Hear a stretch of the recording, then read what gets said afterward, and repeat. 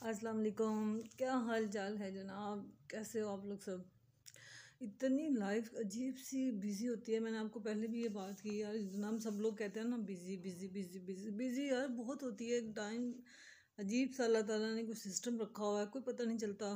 दिन चढ़ता है जाता किधर है, भाग जाता है। लेकिन मेरे से मैंने व्लॉग बनाना था, मैं सारा दिन सोचती रहती हूँ किस बात पे बनाऊँ व्लॉग। एक्चुअल में मैं बना फैमिली का भी सकती हूँ, लेकिन मेरी फैमिली की कोई ऐसी कोई एक्टिविटीज़ नहीं है। बच्चे यूनिवर्सिटी से आके सो जाते हैं, कॉलेज से आके सो जाती है, एक स्कूल से खेलने चला जाता है। तो मैं व्लॉग क्या बनाऊँ जनाब। व्लॉग बनेंगे तो ज़ाहिर है कोई घर में रहे तो व्लॉग बने जनाब। सबकी अपनी अपनी लाइफ है, फिर उठा सो काम होते हैं यूनिवर्सिटी के। ये मैं तो इस चीज़ से गुजरी हुई हूँ। यही तो उनको फ़ायदा एडवांटेज होता है, बच्चों को पढ़ी लिखी माओं को पता होता है कि यार इनको बहुत टाइम चाहिए। मतलब टाइम ज़रूर होता है ना, हर चीज़ के लिए आपको टाइम चाहिए होता है।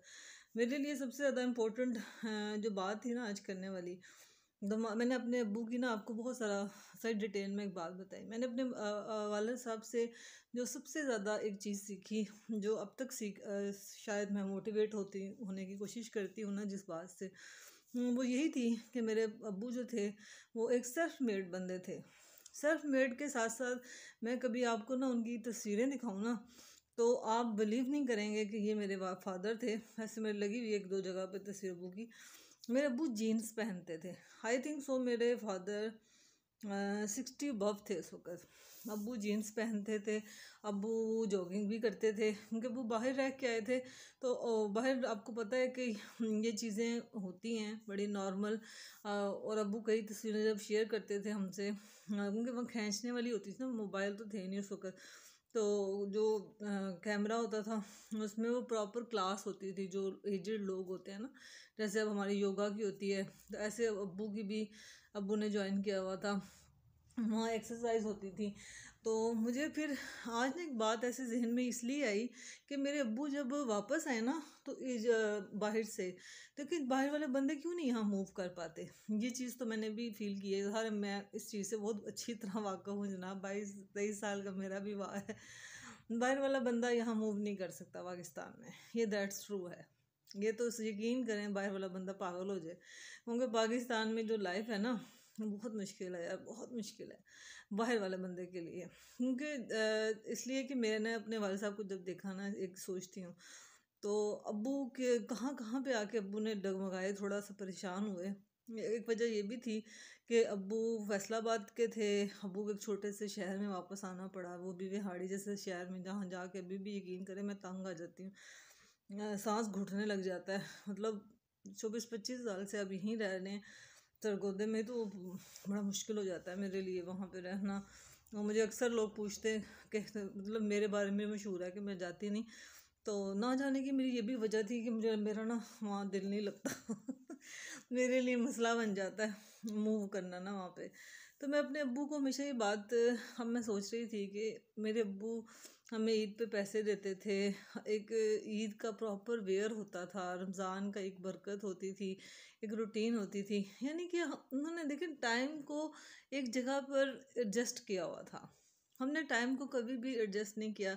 हम हर काम बेतुका करते हैं, बेवक्त, वो क्या कहते हैं पता नहीं क्या, मुझे नहीं आता मुहावरा यार। अन्य दिन टकराना, पता नहीं क्या ऐसे कुछ है मुहावरा। तो कहने का मकसद है कि हमारे पास कपड़े होते हैं, ईद तो नहीं बनाने सी असी ईद तो पुरानी पाने ने, कभी स्पेशल तैयार नहीं होना।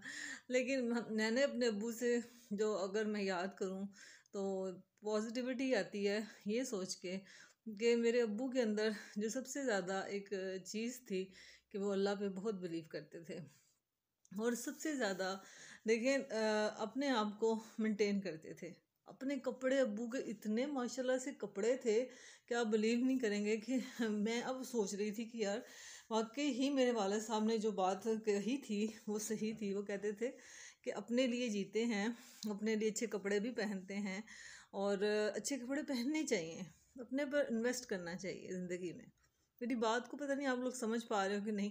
मेरा यहाँ कहने का मकसद है कि अपनी ज़ात को ग्रो करना चाहिए। अपने लिए सोचो कि क्या हमने अपने लिए क्या किया। यकीन करें दूसरों के लिए जीते जीते जीते जीते हम लोग यहाँ तक आ गए। फलाना की कहेगा, फलाना की कहेगा, यकीन करें इस चीज़ को ज़िंदगी से काट दो, पुराना कुछ भी नहीं कहेगा। फलाना सिर्फ एंड पे आके इन्ना लिल्लाहि व इन्ना इलैहि राजिऊन नहीं कहेगा, और उन्हें कुछ भी नहीं करना। यकीन करें आपकी ज़िंदगी में कभी मुश्किल टाइम आएगा, सबसे पहले सारे लोग गायब हो जाएंगे, अब अपने सब तो पहले गायब होंगे ना। ये भी याद रखिएगा, अपने सबसे पहले गायब होते हैं। इसलिए हमेशा अपनी जो, मैं समझती हूँ कि ज़िंदगी में कामयाबी का एक जो गुर है ना, वो ये है कि अपने ऊपर इन्वेस्ट करें। अपने ऊपर इन्वेस्ट हमने कैसे करना है जनाब? अपने आप को साफ रख के, अपने आप को अच्छा सोच कर। हमारे अंदर ही सोच नहीं साफ होनी चाहिए कि मैं बड़ी साफ हूँ। हमारा दीन इतना खूबसूरत है, सफाई निस्फ ईमान है। अगर आप खूबसूरत हो, खूबसूरत तो चलें एक तरफ हो गया, अगर आप साफ़ हो, नीट हो, आपसे खुशबू आ रही है, देखो अल्लाह को भी ये चीज़ें पसंद हैं। तो फिर आपकी पर्सनैलिटी का कितना ज़्यादा इफेक्ट आपके बच्चों पर, आपके घर पर, आप दुनिया को छोड़ दें, आप घर से शुरू हो जाएं कि यहाँ तक वो कई दफ़ा आपको पता है कुमारी तो थोड़ी सी सुस्ती होती है, तो अम्मी को गुस्सा आता था, अम्मी कहते अम्मी ने ऐसे पंजाबी में कहना कि कुत्ता भी पूछल मार के बह जाता, तुसी तो नहीं कर दिया। तो कहने का मेरा मकसद है कि उस वक्त इन बातों की समझ नहीं आती थी, लेकिन अब समझ आती है कि यार सुबह से लेकर शाम तक जब मैं सफाई करती हूँ ना, और मेरा दिमाग घूम जाता है, तो आज मैं ये सोच रही थी कि मैंने ज़िंदगी में यही इन्वेस्ट किया कि मैंने अच्छा कपड़ा पहना, मैंने अच्छा सोचा, अच्छा रही। मुझे देखकर हमेशा, मैंने आपको कहा ना, मुझे एक पॉजिटिविटी मिलती है। लोग मेरे बारे में एक आइडिया लगा लेते हैं।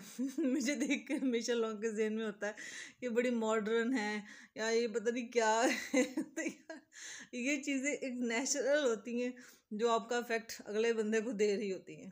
वरना कसम ले लें कोई ऐसी बात नहीं होती। हम भी वही कंजस्टेड लोग होते हैं, वही एक परवरिश हमने भी मिडिल क्लास तबके से ली होती है। लेकिन मिडिल क्लास तबके का होने का मकसद हरगिज़ ये नहीं होता। लेकिन मैंने ये चीज़ें क्योंकि मेरी ज़िंदगी में खुद ब खुद आती गई, तो ये बात मैंने इसलिए शेयर आपसे की। दूसरी बात देखें, जब मैंने आपको बताया कि शादी के बाद जो मेरा एक टाइम पीरियड था कि इन लोगों को पता चल गया कि मुझे पढ़ने का शौक़ है, इन्होंने मुझे यूनिवर्सिटी डाल दिया। जब मैंने यूनिवर्सिटी की लाइफ देखी, वहाँ मैंने पढ़ाई देखी, वहाँ पे इतने बड़े बड़े, आपको पता है यूनिवर्सिटी में बहुत सारी वो होते हैं, सेमिनार्स भी होते हैं। इसके अलावा आपके अच्छे टीचर्स आपको मिलते हैं, अच्छे लोग आपकी ज़िंदगी में बहुत ज़्यादा आते हैं, पढ़े लिखे लोग आपकी ज़िंदगी में। मेरी ज़िंदगी आज अगर किसी जगह पर पॉजिटिव होती है ना, तो बिलीव मी कि वो अच्छे लोगों की वजह से है, जो मेरे साथ आज भी फेसबुक पर, व्हाट्सएप पर, इंस्टा पर, मेरे ये यूट्यूब को टू मच प्रमोट करते हैं। बहुत खुश होते हैं मुझे देखकर। तो मेरी ज़िंदगी का मुझे ऐसे फील होता है कि यही हासिल है, ये लोग मेरी ज़िंदगी का हासिल हैं जिनके साथ मैंने एक बहुत अच्छा टाइम गुजारा। मेरा एक बड़ा अच्छा जोक है, उस उनसे मेरा अभी थोड़ी देर पहले बात हो गई। चिट हो गई। मेरा एक पेपर था, उस पेपर में ना उस दिन इकट्ठे दो पेपर थे, एक मॉर्निंग में एक इवनिंग में। मैं पहली दफ़ा ऐसे दे रही थी, अल्लाह दी ऐसी कोई किस्मत है।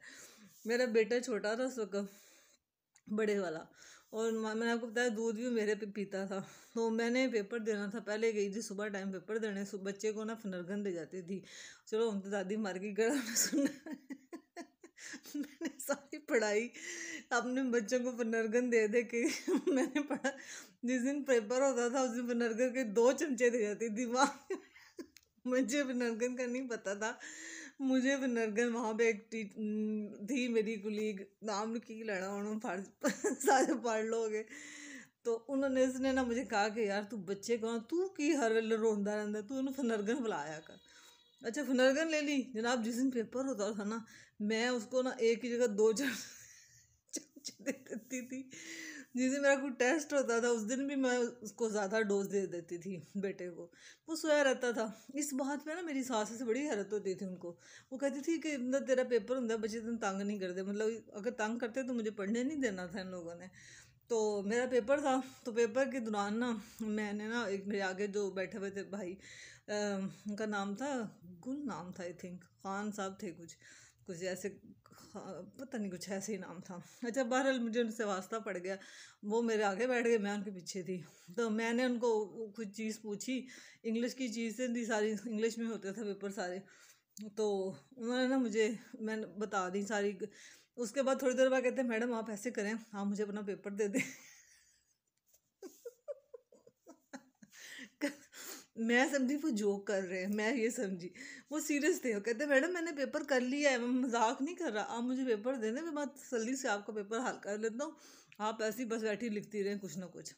तो यकीन करो, थैंक यू सो मच जितना उन्होंने मेरी हेल्प की थी। और मेरी पर्सनालिटी को ग्रूम करने में यूनिवर्सिटी के बहुत सारे साथी, बहुत सारे मेरे अच्छे कोलीग्स हैं, और उनके लिए मैं बहुत बहुत थैंक यू सो मच, क्योंकि ये लोग मेरी ज़िंदगी में ना आते तो आज मैं ऐसी ना होती, और आज मैं यहाँ आके बोल भी नहीं सकती थी। उन सब के लिए बहुत बहुत शुक्रिया। ज़िंदगी में मुस्तकिल मिजाजी से काम करें, ना उम्मीदी छोड़ दें, डिप्रेशन स्ट्रेस बहुत है लाइफ में, मेरे को लालूज ना लेना इसलिए खुश रहना सीखें। और उन सब का जो शुक्रिया जितने यूनिवर्सिटी में मुझे मूव करने में साथ दिया, और मेरी पर्सनैलिटी को आज मैं कहीं पे भी खड़ी होती हूँ तो मुझे कामयाबी लगती है कि यार मैं आज भी जब मुझे यही अप्रिसिएशन मिलती है ना कि तुम यार मतलब बहुत अच्छी अप्रिसिएशन मिलती हैं, तो ये चीज़ें मुझे अपने बाप से मिली, और बाप से आगे फिर मुझे अल्लाह ताला ने दी, तो मैंने ये ज़िंदगी को मूव कर पाई।